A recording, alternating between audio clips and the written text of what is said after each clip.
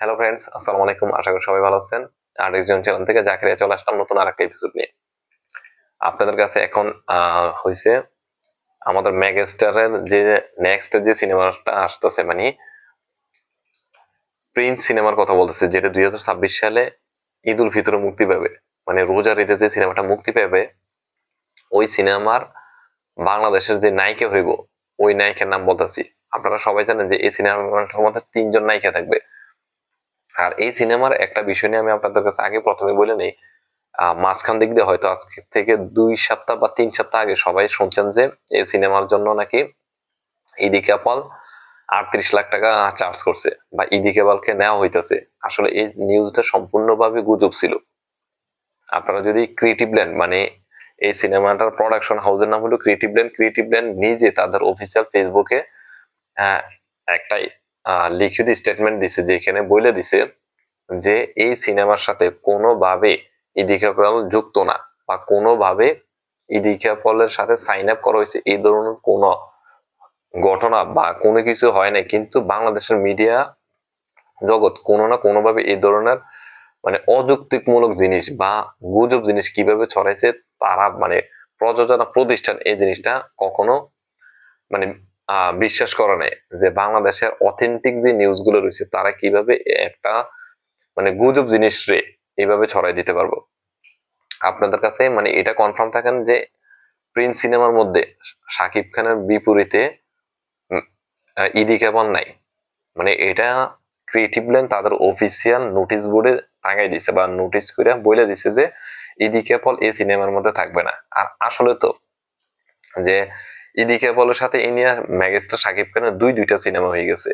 এখন আরেকটা সিনেমা যদি রোজার ঈদের মধ্যে আসে, মানে বারবার কি একই মুখ দেখতে ভালো লাগবো? আমার কাছে পার্সোনালি ভালো লাগবো না। আপনাদের কাছে যদি ভালো লাগে বা না লাগে সেটা অবশ্যই জানাবেন, কারণ বারবার কি এক মুখ দেখতে ভালো লাগে?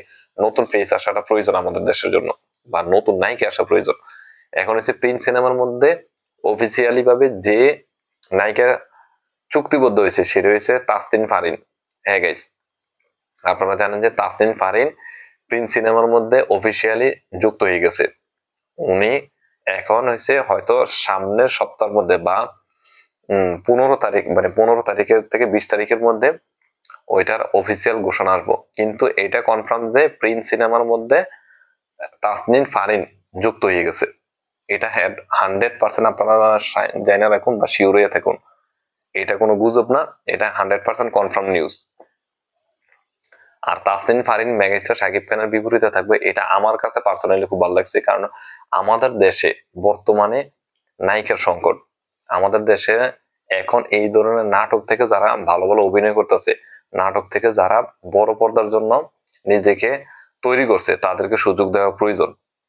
আর এর মধ্যে তাসনিম ফারিন খুব ভালো একটা অপরচুনিটি, যে এই সময় দাঁড়ায় মেগাস্টার শাকিব খানের সাথে যদি প্রিন্স সিনেমার মধ্যে যেহেতু যুক্ত হয়েছে, এইখানে যদি সে আমাদের সবাইকে ইমপ্রেস করতে পারে, তাহলে আমরা নেক্সট নায়িকা আমরা তাসনিম ফারিনকে পেতে চলছি বা পেতে যাইতেছি।